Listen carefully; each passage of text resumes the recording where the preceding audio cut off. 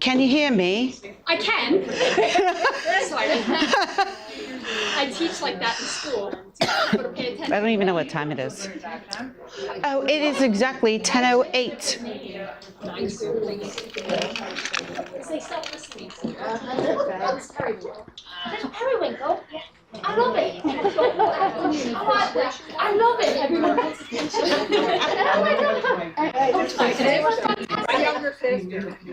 Today was speaking in British I love accents. it. So excited. I don't know if I could keep it up the whole time. It's so much fun to try. I kind of enjoy it. It's hard to stop. That's what's the scary. I'm gonna close this. We'll run him off the hook now if you got it, right? Oh, I didn't even notice that was open. You'll hear it. Yeah. Oh, I feel like I should start. It got really quiet. Yeah.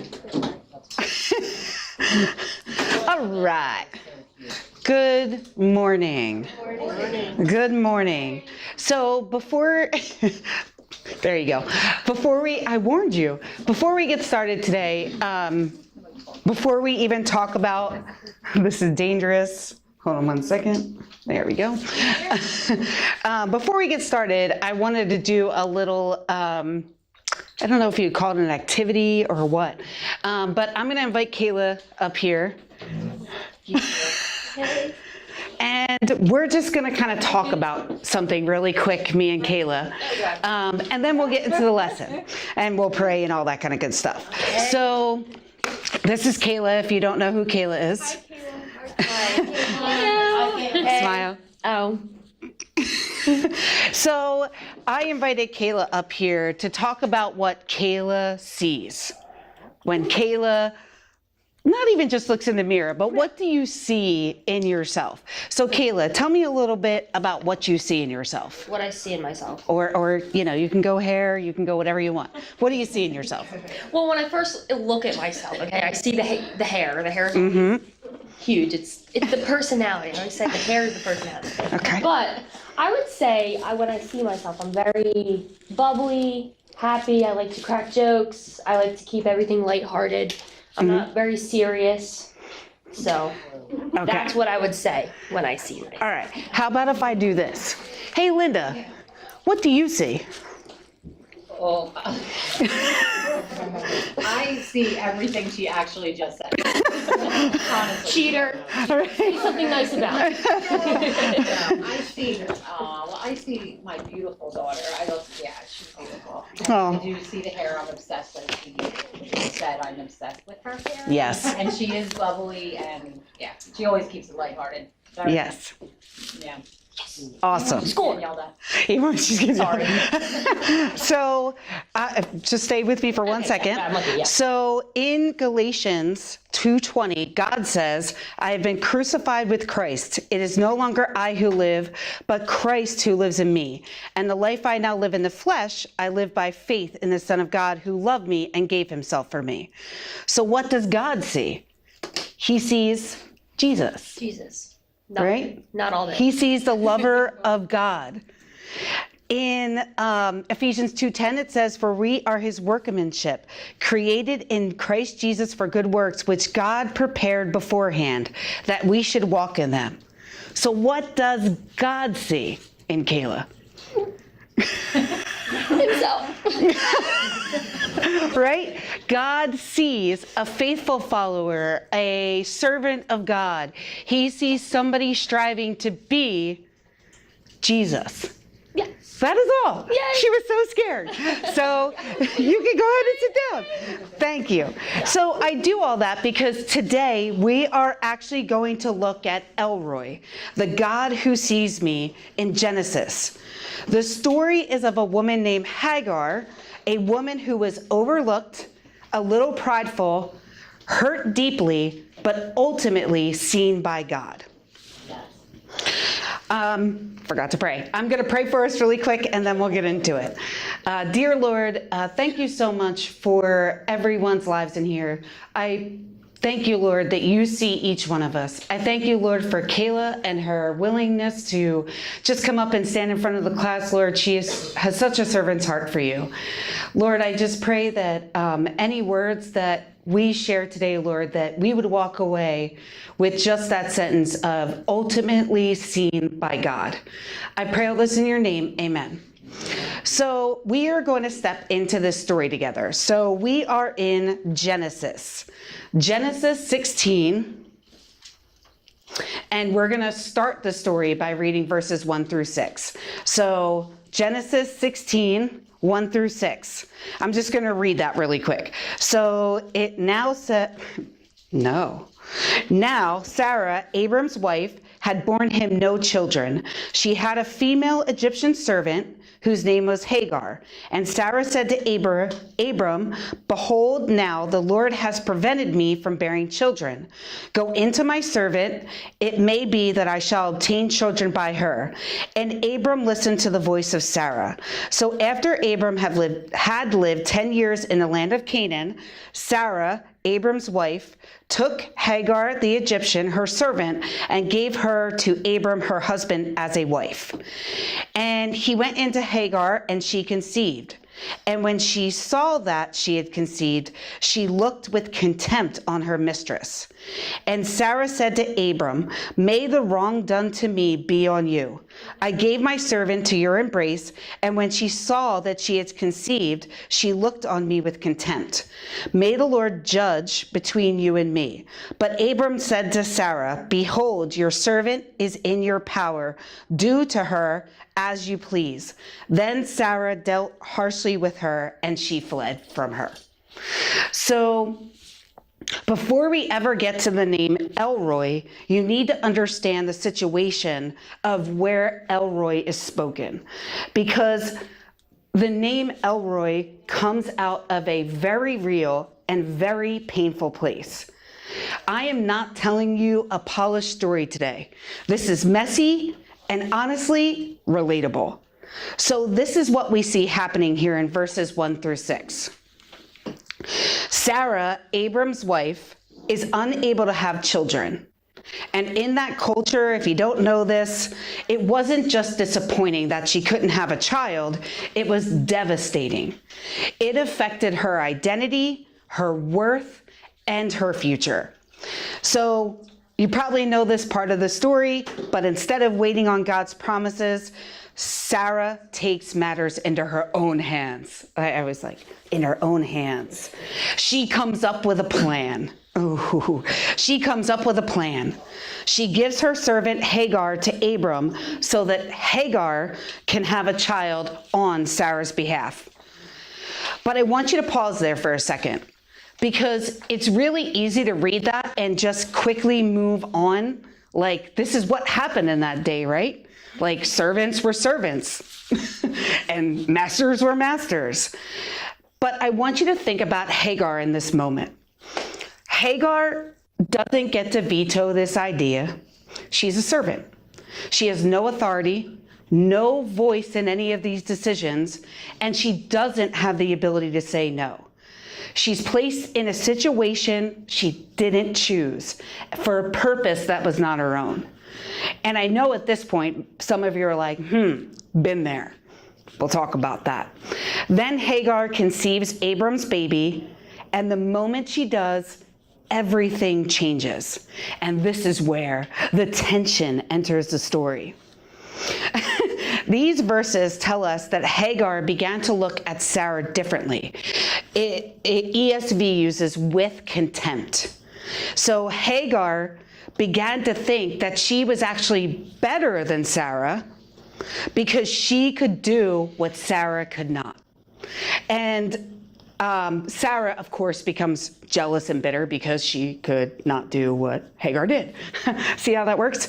But I also don't want you to blow past that, because that's something I missed before I went deep into studying this in the last week, is the fact that Hagar was a little prideful. She looked on her master with contempt. But again, how many times does that happen when we feel like, wait a minute, I'm not supposed to be here. I'm not supposed to be in this spot. So Sarah becomes jealous and bitter, and suddenly the plan that was supposed to fix everything creates even more brokenness. Sarah turns on Hagar and mistreats her. And Abram, instead of stepping in, just allows it. He's like, you know what? That'll be your servant. Go take care of that. So Hagar is completely alone in this situation. Nobody's up to bat for Sarah. I'm sorry. Nobody's up to bat for Hagar. She's alone. She's been used in someone else's plan, blamed when everything went wrong, and now she's being mistreated for something she had no authority over. And eventually it becomes too much and Hagar runs away. She leaves everything behind and flees into the wilderness. I want to remind you, she's also pregnant. So she flees into the wilderness on her own, pregnant, alone. This is where I want you to sit in that moment, right? Because this is the weight of the story. She's pregnant, she's alone, she's in the wilderness with no clear direction, and just so you remember, no one is looking for her. I think of when a little kid, I use my sister as an example. My sister used to disappear in stores all the time when she was little. She was a very much wanderer, right? I don't think she ever did feel alone. She was very happy wherever she was, but she was alone. But here's the difference. People were looking for her. Someone cared for my sister to look for her, but not Hagar. She was completely cast aside. She is finding her spot. Hagar finds herself in this place because she had no control and no voice. Her life was being directed by other people's decisions, by other people's emotions, and other people's mistakes, right? If Abram just would have listened to the voice of God, right? We wouldn't be where we are today. She was the one who was all alone. So this is where the story starts to connect with us. I say us, it connected for me. Maybe you haven't lived Hagar's exact situation, but you may know what it feels like to be overlooked, misunderstood, to be put in situations you didn't choose, or to feel like your voice doesn't matter, or like you're just running this thing where you're part of something that's hurting you deeply. We have all maybe felt like that at some point in our lives. You also may know what it's like to feel like you're in wilderness, a place where everything feels uncertain, you're alone, and you're wondering, does anyone even see what I'm going through? And that's exactly where Hagar is. She is in a place of brokenness. Because the name Elroy, the God who sees me, is because the name of Elroy, the God who sees me, I want you to understand that this is not revealed, this name is not revealed in a moment of victory. It's revealed right there in the wilderness where no one else can see her. She is alone. But this is where God shows up and where everything starts to change. So we're going to read verses 7 through 12 to get the next bit of our story. So Hagar alone, pregnant in the wilderness, Sarah mistreated her, they didn't listen to God, we're good. Okay, so 7 through 12. The angel of the Lord found her by a spring of water in the wilderness, the spring on the way to Shur. It's probably not how you say that. And he said, Hagar, servant of Sarah, where have you come from and where are you going? I love that. Where have you come from and where are you going? She said, I'm fleeing from my mistress, Sarah. The angel of the Lord said to her, return to your mistress and submit to her. The angel of the Lord also said, I will surely multiply your offspring so they cannot be numbered for the multitude. And then the angel of the Lord said to her, Behold, you are pregnant and shall bear a son. You shall call his name Ishmael, because the Lord has listened to your affliction. I don't know why I love the next beginning of this verse. He shall be a wild donkey of a man. Another lesson for another time. But he shall be a wild donkey of a man. His hand against everyone, and everyone's hand against him. And he shall dwell over against all his kinsmen. So this is the turning point. Now we see God here. We see God in this moment, in the middle of this wilderness. Remember, Hagar has run away. She's in the wilderness. I don't know if you guys have ever felt this. She's in the wilderness physically, emotionally, and spiritually. Have you ever felt like you're in the wilderness? I know I have. And this is where everything shifts. This is where the angel of the Lord found her. And the one thing I want to say is don't rush past the word found, right? So a couple years ago, I led a group. It's now called Logos, but back in the day, it was called Lost and Found. And people would ask me, Lisa, why Lost and Found? And I'm like, well, when kids graduate from high school and they leave, youth group and that close-knit kind of thing, where do they go? What do they do? How do they connect with other believers? And I said, well, I found them. I found them a place to be when they graduated high school. So lost and found. But in Hagar, and I'll say that's in action as well, but in these verses, we get our first glimpse of Elroy in action. So the God who sees me in action. Hagar wasn't on some spiritual journey. She wasn't out there seeking God. She didn't run into the wilderness like, oh, I hope I see Jesus here.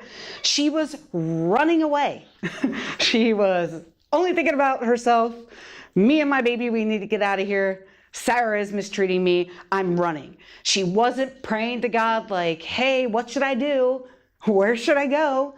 She was running. God went looking for her. So I want that to sink in for you, because sometimes we think I'll find God when I get my life together, when things look pretty. I'll find God when I'm stronger. I'll find God when I know what to do. I'll find God when I get my life together. If I had waited for that moment, I would not be here today if I had waited, because I will tell you, where my life looks better, it is not all together, right? So Hagar is going to show us something different in these verses. God meets people who are running, who are broken, and who are in the middle of a mess. He doesn't wait for Hagar to arrive to him. He goes to where she is. And that's so important to remember, because when we're in the middle of a mess, we tend to go, oh, okay, well, once I'm out of this mess, I'll pick up my Bible again. Oh, life's too busy. I'll start praying when, there's stuff to pray for. All that. But picture this scene, right? He goes where she is. Hagar, alone and pregnant in the isolated danger of the wilderness. She's sitting by a spring of water. I love how the Bible gives us these important details. Spring of water, why is that an important detail? Because think about the wilderness. A spring of water means life. It means provision. And that's where God finds her. God didn't just generally know where she was, out there somewhere. I was going to sing the 5-0 song. Anyway. But he didn't know just generally where she was, out there somewhere. He knew her exact location. And I think that's awesome because the same is true for us. He knows exactly where we are right here in this moment, and he knows where we are no matter what we're doing and where we're going. There is no place that you can go emotionally, mentally, physically, where God loses sight of you.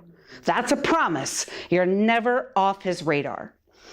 In the next verse, God asks two questions. Where have you come from and where are you going? It's like, wait a minute, if he knows where we are all the time, why did he ask, where have you come from and where are you going? Have no doubt, he knew exactly where she'd come from and where she was going. But what did he want her to do? He wanted her to process her story, right? God gives us a chance to do that. He's treating her like a person. And for the first time in this whole story, for us, verses 1 through 12, sorry, I got excited and I lost my spot. And for the first time in the whole story, Hagar speaks. She says, I am fleeing from my mistress, Sarah. This is the first time in this story where her voice is heard. And it happens in the presence of God. Because remember, she had no voice in the situation she was in. But now God hears her voice. Yes. So the most important part of this part is to understand that God didn't do this through somebody else. He didn't send Terry to give a message, right? He didn't send me to give her the message. And he's not out there going, speaking about her. Hey, did you hear about Terry? Right? He's not speaking about her. He didn't send somebody else to send a message. He speaks to her directly and personally.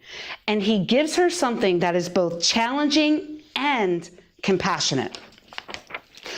He tells her to return to her mistress. How much did she want to hear that, you think? He tells her she's like, being mistreated. But he tells her to return to her mistress. But he also gives her a promise for her son and her future. God doesn't ignore her situation, and he doesn't leave her stuck in it. Right? He meets her in the wilderness and gives her direction through it. This is another personal part of the story that should remind you that just like Hagar, you may not even realizing, but God is pursuing you. I flash back to, when I first met my husband, when I started talking to my husband, I remember being on a call with Keely. She was in Australia. Thank you, Australia. And I remember her saying to me, Lisa, I was nervous.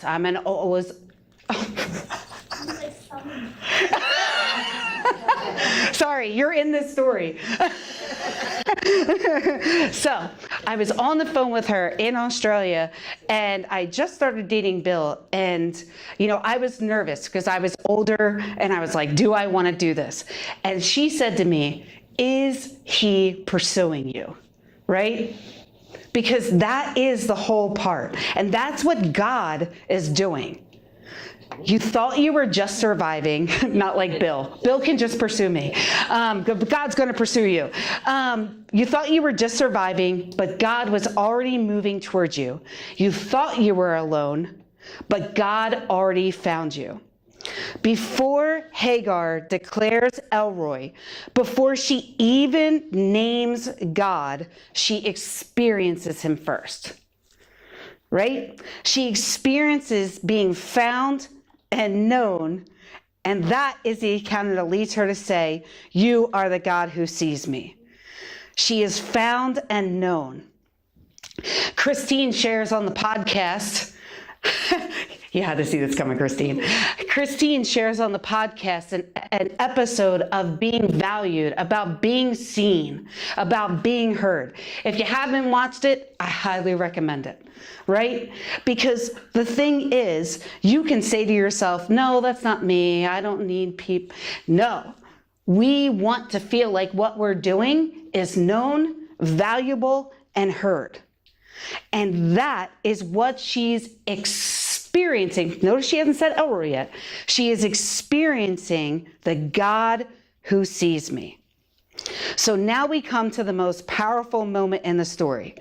Hagar has been found in the wilderness by God. He has spoken to her. He has acknowledged her, called her by name. You know, Hagar, mistress of Sarah, hey, I know you, and given her direction. And now she responds. So verse 13, in verse 13 it says, so she called the name of the Lord who spoke to her. You are a God of seeing. For she said, truly here I have seen him who looks after me. All right, I'm going to read it one more time. So she called the name of the Lord who spoke to her. You are a God of seeing. For she said, truly here I have seen him who looks after me. This is where everything comes together. Hagar gives God a name. Hagar gave God a name. Hagar gave him that name. A name that is only shown here in Genesis 16:13. Doesn't show up anywhere else. Okay? And Hagar gave him that name. Elroy means the God who sees, the God who notices, and the God who pays attention.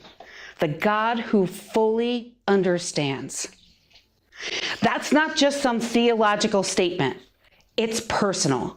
This is Hagar putting language into what she experienced. Did you ever tell somebody how it felt to go on a roller coaster? That's putting into words what you experienced, right? Sorry, Kathleen. But I want you not to miss how significant this is.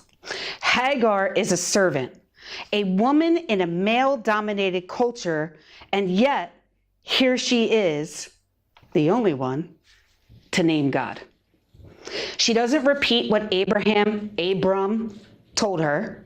She doesn't borrow someone else's understanding of what it is. She is saying, this is who God is, because this is what he has been to me. What a statement, right? Because of what he has been to me. If we know who God is, his character never changes. And that matters. Think about everything Hagar just walked through. Ignored by Sarah, used by Abram, driven out, left alone. Every human relationship in her life has failed her. Every person who had power over her misused it. And yet, when God enters the story, everything changes. Because while others overlooked her, God saw her worth. Sometimes when we say that God sees, we often think of it in the general sense, right? Like, God sees everything. But that's not what Hagar is saying. The important truth is that God doesn't just see generally. He sees personally. He saw the woman at the well. He saw the bleeding woman. He saw Nathanael. He saw Zacchaeus. And he saw many others. In Genesis 21:17, we see our friend Hagar and Ishmael again. In Genesis 21:17, it says, and God heard the voice of the boy, and the angel of God called to Hagar from heaven and said to her, what troubles you, Hagar? Fear not, for God has heard the voice of the boy where he is. You know what I think is interesting? When they use the word God in that verse, they're using Elohim. And if you remember, Elohim is God. that personal God. He is still deeply caring for Hagar. God doesn't just see people. Do you ever see one of those pictures where everybody's like a blurry dot on a picture? Do you ever see that picture? Right? That's not God. He sees you. In Psalm 139:1, it says, "O Lord, you have searched me and known me." Not just seen, but known. Not just seen, but known, which is a quote from Christine in that podcast. Fully, completely, nothing hidden, nothing missed. All right, back to Hagar's words, because this is where it gets even deeper. She says, "Truly here I have seen him who looks after me." And this is an amazing statement because something shifts in her understanding. At first, the emphasis is God sees me, but now she realizes I see him. It's a relationship, and that's what happens when somebody moves from feeling invisible to being seen. In that moment, she realizes she was not forgotten because God never took his eyes off of her. Again, the story intersects deeply with our lives because there are seasons where we feel exactly like Hagar, where we think, no one sees what I'm carrying. No one understands what I've been through. No one is noticing the weight of what I'm carrying. And sometimes it's not even loud pain where you're sharing it. Sometimes it's quiet, it's hidden, the kind of things that you don't tell anybody else that you're feeling, right? But I want you to know that God sees the hidden things. He sees your silent struggles and the tears no one else sees. Nothing about your life is overlooked by him. Hagar didn't discover God as Elroy after everything got better.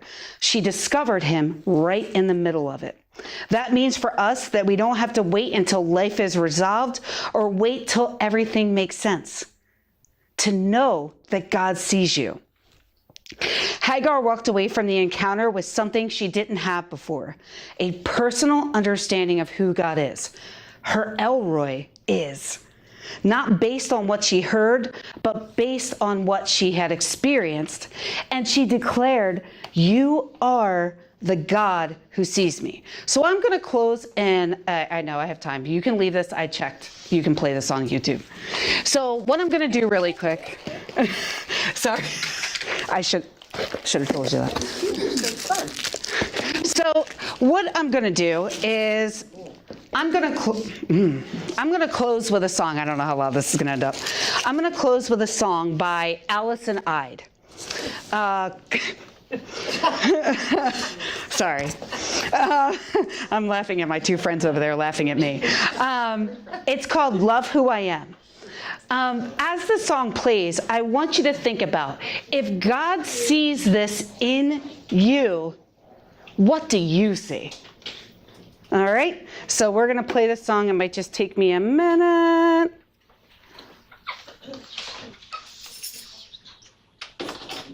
Oh, come on. So what's the name of the song? Love Who I Am. There it goes. Do you think that's loud enough?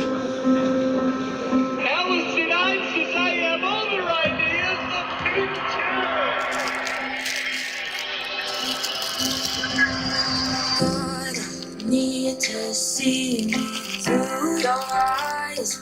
I've been so dependent on how I think. Need to push aside the opinions I've been harboring. I wanna love who I am, not through somebody's lens, but through the author holding the pen. If you wrote my life, please tell me why I've been struggling to love who I am. To love, to love, to love, to love. I just wanna love who I am. To love, to love, to love, to love. Fulfilling expectations made in my brain. They're the reason I avoid all the mirrors or tears well up deep in my eyes, 'cause I can't pick a single thing that I like. I wanna love who I am, not through somebody's lens, but through the author holding the pen. If you wrote my life, please tell me why I've been struggling to love who I am. To love, to love, to love, to love. And I just wanna love who I am. To love, to love, to love, to love. If I'm honest, I want to leave my skin. I'm so exhausting to live in. My pen to paper, you say that you want me exactly as I am. So prove that I'm worthy to love, even all of the parts I loathe. And I'm allowed to love me whole. I wanna love who I am, not through somebody's lens, but through the author holding the pen. If you wrote my life, please tell me why I've been struggling to love who I am. Wanna love who I am, not through somebody's lens, but through the author holding the pen. If you wrote my life, please tell me why I've been struggling to love who I am. To love, to love, to love, to love. And I just wanna love who I am. To love, to love, to love, to love. Help me love who I am, not through my own lens, but through your eyes and from your pen. So that is just a song that, if you didn't hear the lyrics, it just says, help me love who I am, not through my own lens, but through the author holding the pen. And that's exactly what I want to you guys to see. Do you want me to pray? I'm just going to pray to close us out. Lord, I just thank you so much for the women